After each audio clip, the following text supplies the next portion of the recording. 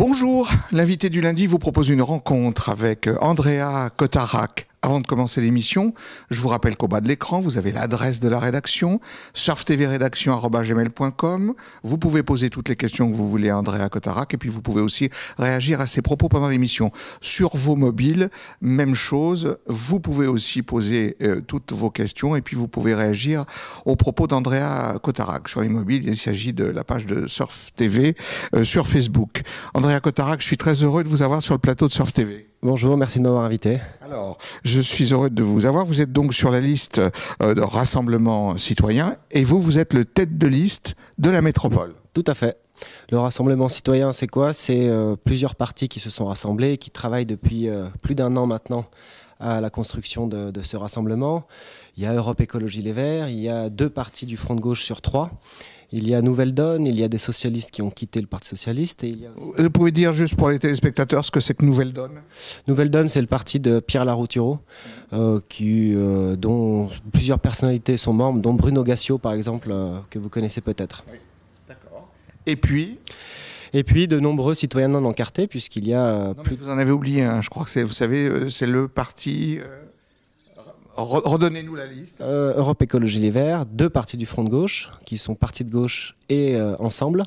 Vous avez Nouvelle Donne, la Nouvelle Gauche Socialiste, voilà, qui sont des socialistes qui ont quitté le Parti Socialiste. Il faut le dire.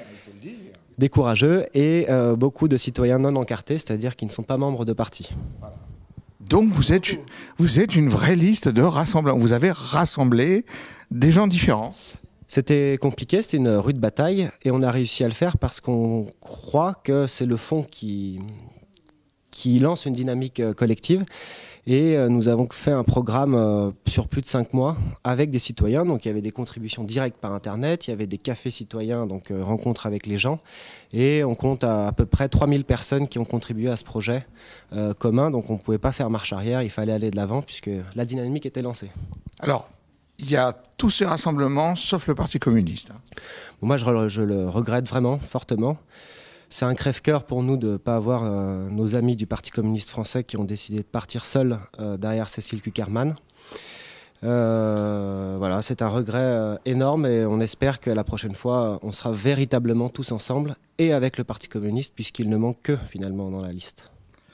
Alors, c'est une campagne un peu rude. Hein. D'abord, elle se passe dans des conditions un peu particulières, hein, avec l'état d'urgence. D'ailleurs, est-ce que vous pouvez nous dire un mot des implications sur cet état d'urgence et puis sur le fait de mener campagne?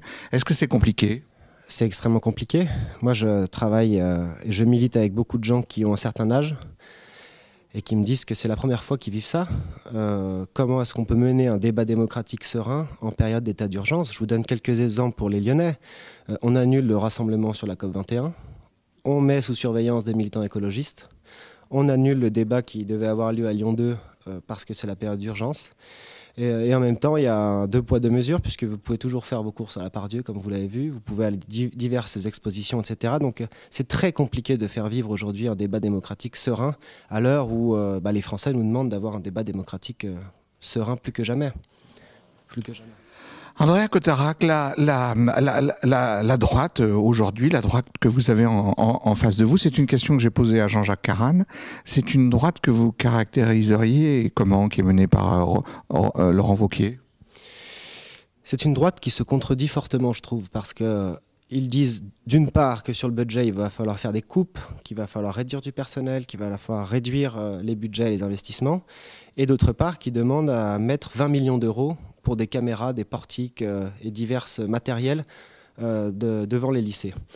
Je trouve qu'ils sont sur leur lancée finalement à l'heure où ils étaient aux affaires au niveau étatique, c'est-à-dire de baisser le plus possible de l'humain dans les services publics et d'instaurer des caméras et des vidéosurveillances. Nous, pour 20 millions d'euros, c'est-à-dire avec leurs propres chiffres, on peut créer 850 postes d'agents qui auraient une fonction dans les lycées de pédagogie, une fonction préventive, une fonction éducative vis-à-vis des élèves.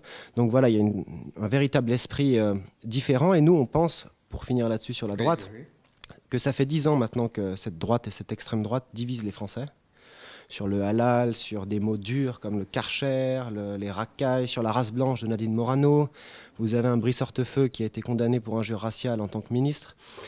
Donc nous pensons l'inverse, c'est-à-dire qu'on pourra battre des terroristes wahhabites de Daesh uniquement si nous sommes nous-mêmes, c'est-à-dire des républicains, des Français unis dans une république une et indivisible. Alors Andrea Cotarac, bon, il y a quelque chose qui provoque beaucoup de débats. En tout cas, nous à Surf TV, on a beaucoup de questions et de réactions. C'est l'affaire du bouclier de sécurité de Laurent Wauquiez, hein, c'est-à-dire ces portiques à la porte des lycées où 900 élèves seront obligés de passer pour des problèmes très sérieux de sécurité. Moi, je le comprends tout à fait. Mais d'abord, qu'est-ce que vous en pensez? Et puis, est-ce que c'est techniquement possible de faire rentrer 900 élèves par un portique à 8 heures du matin avant d'entrer en cours? C'est juste impossible. Je crois que Laurent Wauquiez a été le seul qui n'a pas respecté le deuil national, le seul qui, dès le lendemain des attentats, a fait des promesses abracadabrantes sur un Guantanamo où on ne torturerait pas, ce sont ses propres propos, sur des caméras, sur des portiques. Je crois que même s'il y a un portique, il faut des agents derrière. Et donc, nous pensons l'inverse, il faut de l'humain. On l'a remarqué pour les attentats. Et ce sont les anciens chefs du renseignement qui en ont parlé. On a mis de côté le renseignement humain. On n'a mis que des caméras, des écoutes. Et forcément, on baisse en qualité, on baisse la qualité du service public à partir du moment où on met l'humain de côté. C'est pareil dans l'éducation, c'est pareil dans la justice, c'est pareil dans la culture, c'est pareil dans tous les services publics. Quelles sont vos grandes propositions, chocs, positives pendant cette campagne des régionales, Andrea? On a beaucoup de propositions positives. La première pour nous qui est inévitable, c'est l'emploi. On a vocation à créer 50 000 emplois sur 5 ans. Ça veut dire quoi? Ça veut dire réorienter des budgets. Dites-nous tout de suite, ces emplois, ils sont portés par qui? Parce que là, vous savez, les gens sont très vigilants aujourd'hui. Écoutez, on a de l'ambition. Par exemple, on a la vocation d'instaurer un service public de la rénovation thermique.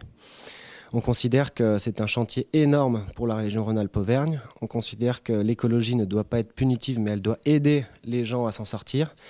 Et la rénovation thermique, ça aide d'abord les plus pauvres, qui ont souvent des logements qui sont mal isolés. Ça crée de l'emploi, ça baisse leurs factures, donc on lutte contre la précarité énergétique. Et en plus, on fait du climat une priorité énorme. Alors 50 000 emplois sur la rénovation thermique, la région ne pourra pas être seule puisque c'est beaucoup plus d'emplois qui doivent être embauchés, mais c'est quelque chose qui doit se faire avec l'État notamment. On a aussi, comme vous le savez peut-être, la région va reprendre la gestion des déchets dans sa compétence. On considère que plutôt que d'incinérer les déchets, il faudrait les remettre dans un circuit qui permettrait de les recycler et de créer beaucoup plus d'emplois. On considère aussi que les Rhône-Alpins et les Auvergnats doivent manger proche de chez eux, c'est-à-dire avec les produits locaux, développer les circuits courts pour aider nos agriculteurs à s'en sortir aussi, puisqu'il y a un agriculteur qui se suicide tous les jours. C'est quand même une situation extrêmement compliquée et nous, on veut pousser ça vers le haut, vers la dynamique. Parce que votre liste, et ça c'est intéressant pour nos téléspectateurs, votre liste est attentive au sort des agriculteurs. C'est une évidence, je crois qu'on est d'ailleurs les seuls. On est les seuls. On lutte contre la précarité, contre la baisse des moyens justement et des dotations qui sont pour eux. On va aider à accompagner tous les agriculteurs vers une agriculture bio, saine, pour les usagers, pour la santé des gens, et puis faire le mieux que possible pour qu'on ait une nourriture bio et saine dans les lycées de toute la région Rhône-Alpes-Auvergne pour faire vivre nos agriculteurs et créer des emplois locaux qui ne sont pas délocalisables. Qu'est-ce que vous faites des grandes compagnies comme Veolia et comme d'autres qui traitent les déchets, qui ont ces marchés publics, qui ont même monté des universités? Veolia a monté une université en banlieue de Lyon, je crois, sur la commune de Jonage, si je ne m'abuse. Écoutez, la région, elle doit lancer une dynamique économique, c'est ça, une de ses principales vocations. Et c'est donc elle qui doit prioriser les filières sur lesquelles elle va insister. Nous, on propose l'écologie principalement, puisqu'on considère que ce sont des emplois stables et donc que les personnes qui vont avoir cet emploi vont durer. Mais je vous prends un exemple de ce qu'on ne fera pas, qui a été fait avant.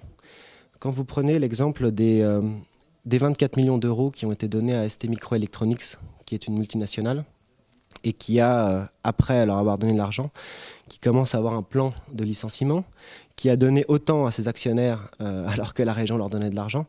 Nous, ces millions-là, eh bien, nous les réinvestirons vers les TPE, vers les PME, vers les SCOP, pour développer aussi la responsabilité et la démocratie dans l'entreprise. Quand vous voyez que la région a donné 334 millions d'euros pour ce qu'on appelle, nous, les grands projets inutiles et imposés, comme le Lyon-Turin, une ligne qui existe déjà d'ailleurs, on considère que c'est du gâchis et que ça engraisse les multinationales. Donc on a une philosophie complètement différente pour agir pour l'humain et pour les gens qui habitent dans notre région. Quelle est votre position, Andrea Cotarac, sur ce qu'on peut appeler l'affaire Erail et sur ses conséquences et puis sur ce qu'il faut faire maintenant? D'abord l'affaire Erail. Bon, l'affaire Erail. Erail, c'est un organisme qui peut être utile dans le sens où ça développe aussi le savoir-faire manuel, le savoir-faire de nos régions, de nos terroirs. Ceci dit, la gestion a été catastrophique. Et qui a prévenu Jean-Jacques Kern depuis des mois, des années sur justement une gestion plutôt étrange? Eh bien, ce sont les élus sortants de notre liste. Donc, il faut le dire. Voilà, ce sont je vous ai parlé des subventions multinationales, je vous ai parlé des millions d'euros qui seraient gâchés si Laurent Wauquiez arrive au pouvoir, des millions d'euros sur les grands projets inutiles. La politique, c'est faire des choix et nous ferons les choix pour les habitants et pour les petites structures, ceux qui en ont le plus besoin. Pour remplacer Erail, puisque Erail a disparu, hein, il y a eu des licenciements, c'est terminé. Qu'est-ce que vous préconisez pour l'export de ces PME, pour ces entreprises? Si vous voulez, nous, par rapport à ça, notre priorité, ce ne sera pas d'abord d'exporter le modèle Rhône-Alpin Auvergnat à l'extérieur, ce sera d'abord de relocaliser l'emploi chez nous. Ça, c'est la principale vocation qu'on a. On dit qu'on va faire de l'écologie, je vous le répète, parce que ce sont des emplois qui ne sont pas délocalisables et qui travaillent pour les gens. Donc la priorité pour nous, c'est de relocaliser l'emploi surtout avant de l'exporter ailleurs. Andrea Cotarac, merci d'avoir répondu à toutes nos questions. J'espère que vous reviendrez sur le plateau de Surf TV.